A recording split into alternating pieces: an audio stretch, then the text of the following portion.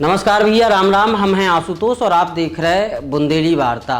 वैसे तो अपने बुंदेलखंड में भिन्न भिन्न प्रकार के बाबा हैं। कछु झाड़ फूंक वाले बाबा हैं, कछु भूत भगावे वाले बाबा हैं, कछु भूत भविष्य बतावे वाले बाबा हैं।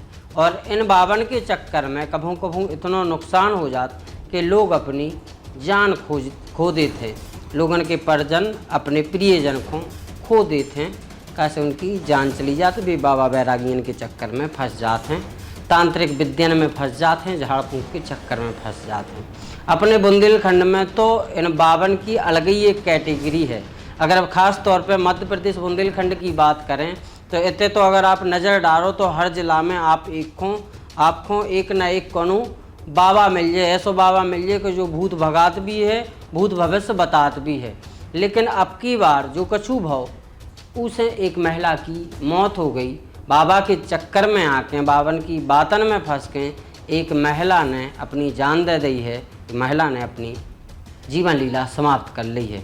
जी के बाद अब उनको पूरा परिवार मातम मना रहा है। वह अपने पीछे एक दुखी पति को छोड़ गई, बिलखतन अपने मड़ा मड़ियन को छोड़ गई और ई को कितों न कितों कही जाए तो पूरा दोषी एक बाबा निकल के सामने आ रहा है। दरअसल जब पूरी घटना है बुंदेलखंड के निवाड़ी की। बुंदेलखंड के निवाड़ी में एक गांव है सिंदूर सागर। यही सिंदूर सागर गांव में राजेश अहिरवार अपने एक छोटे से परिवार के संग रहत है। राजेश के परिवार में उनकी पत्नी सुषमा है, एक छोटी सी बिटिया शिवानी है, एक लड़का शिवा है। एक दिन सुषमा को मोहल्ला के गांव के कछु लोग बतात के एक बाबा जी हैं, बहुत जानत हैं, बहुत कछु वे बता देते हैं। लोगन की बातन में आके सुषमा बाबा जी के पास पहुंची। अक्सर अपन लोग देखत के बुंदेलखंड में जो महिलाएं होती हैं बहुत ज़्यादा कछु पूजा पाठ करती हैं, और जब उन्हें कोनो जानकारी देती कि एक बाबा जी बहुत कछु बतात तो वे भी उतने को दौड़ लगा देती।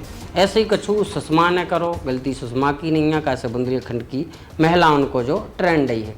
लेकिन सुषमा जब बाबा जी के पास पहुंची और बाबा जी ने जो कछु बताई उसके बाद सुषमा की ज़िंदगी में उथल पुथल मच गई।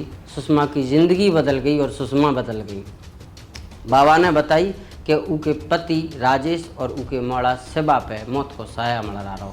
जैसे ही सुषमा ने जब बात सुनी, सुषमा चिंता में डूब गई। सुषमा अवसाद में रहने लगी। बताई जात है कि बीते 1-1.5 महीना से सुषमा की मानसिक स्थिति कछु ज़्यादा ही खराब हो गई थी और पति उनकी ज़्यादा कछु देखभाल करने लगो तो कि ताकि वो कोनो गलत कदम ना उठा ले। 19 जून को पति राजेश कछुई देर को बाहर के चबूतरा पर बैठ गओ। इतने कई देर में सुषमा ने अपनी जीवन लीला समाप्त कर ली। सुषमा ने फांसी से झूल के अपने आप को ख़त्म कर लो है।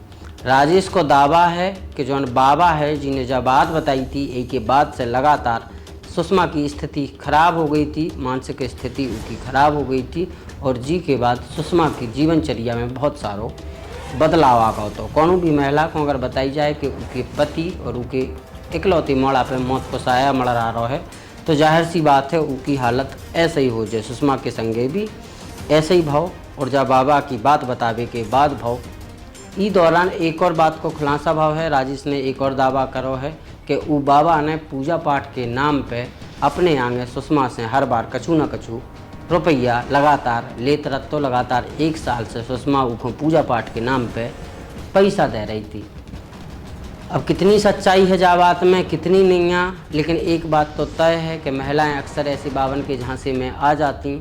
अब की बार सुषमा की जान चली गई। केवल सुषमा ही नहीं, अक्सर बहुत सारे लोग बावन की झाड़ फूंक में पड़ के अपने प्रियजनन को अस्पताल की जगह झाड़ फूंक में बिताए रहत और उनकी स्थिति लगातार बिगड़ जात और कई बार उनकी मौत भी हो जाती है। आधुनिक दौर में ये सब चीज़ें भले ही बहुत सारे लोगों को मजाक लगें या हवाई लगें, लेकिन आज भी बुंदेलखंड के बहुत सारे इलाकन में, ख़ास तौर पर बुंदेलखंड के, मध्य प्रदेश के और कछु उत्तर प्रदेश के ग्रामीण इलाके में लोग झाड़ फूंक वाले और भूत भगावे और भूत भविष्य बतावे वाले बावन के झांसन में फंसत नज़र आ रहे हैं। जो केवल एक उदाहरण हो जो बुंदेली वार्ता तक पहुँचो, लेकिन ग्रामीण अंचल में ऐसे बहुत सारे उदाहरण मिल जाएँ जिते झाड़ फूंक वाले बावन के चक्कर में बहुत सारे लोगों की ज़िंदगी तबाह हो गई।